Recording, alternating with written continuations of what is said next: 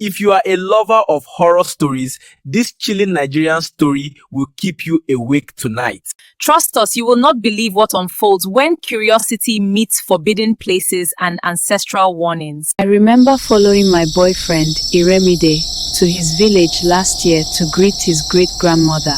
She was 105 years old at the time, and he wanted us to celebrate with her before she died, so we planned for 3 days and left.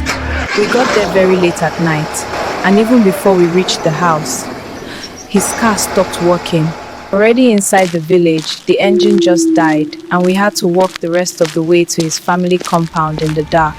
When we finally arrived, his great-grandmother was still awake, and the moment she saw us, her face changed. She looked worried, almost scared.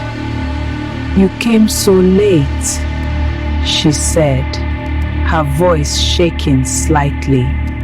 "You were outside after dark."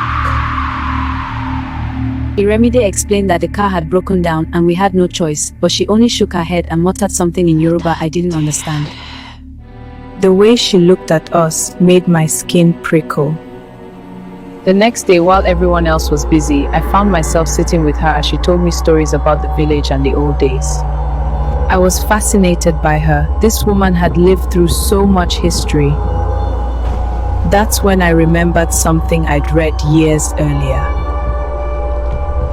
Carefully, I asked her if she knew anything about Araromi-Oke, the village that vanished. Her entire body went stiff. She asked sharply why I wanted to know. I told her I'd read about it online, that it was between Oyo and Osun that the village disappeared in 1957 and all the people were just gone. She went quiet for a long moment, then leaned closer and whispered that nobody knows the exact road that leads to Araromi-Oke. From what they know, it lies across the Opagun River, and everyone has been warned never to go near it. When I tried to ask more, she stopped me.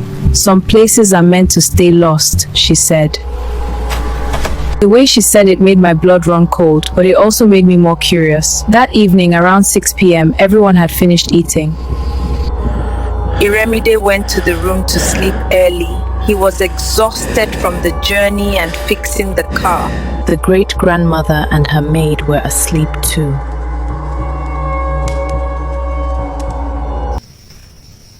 I stayed outside, wide awake, thinking about Araromi-Oke. How could a village just swallow its own people?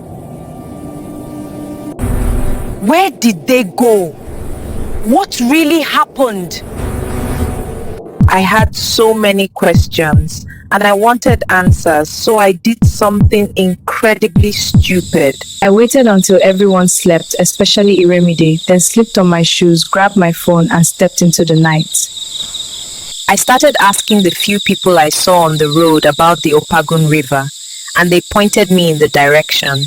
Just kept walking and walking until I finally saw it, a massive river cutting through the darkness, the Opagun River. There was a bridge there, old and wooden and shaky looking. I stood at the edge, staring down at the dark water, and my phone showed 9 p.m. A voice in my head told me to go back, that this was crazy, but I'd already come too far. Wood creaked under my feet, and at one point I almost fell into the water, grabbing the railing and holding on until I regained my balance. My heart was pounding so hard I could hear it, but I kept going. When I reached the other side, all I could see was thick forest, no village, no houses, just darkness and trees. My phone was at 50%, but with my power bank I wasn't worried as I switched on the torch and walked into the forest. The first thing I noticed was the feeling of being watched. I couldn't see anyone, couldn't see anything, but I felt it. Something was watching me.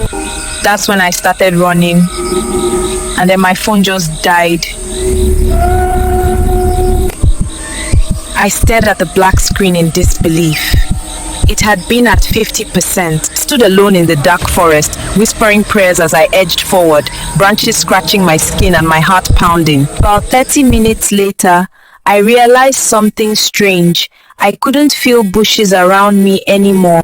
The ground felt different, clearer, like I'd walked out of the forest into something else. When my phone suddenly came back on, I turned on the torch and saw it, a black creature standing right in front of me, looking directly at me. I can't describe what it looked like. When I tried to scream, nothing came out. My body shook as we stood there, me frozen, it watching me, until suddenly it was gone. I ran. As I ran, I heard the sound of a goat bleating in the darkness, followed by sounds that shouldn't exist. I turned back, but the forest was gone. I stood in an open field.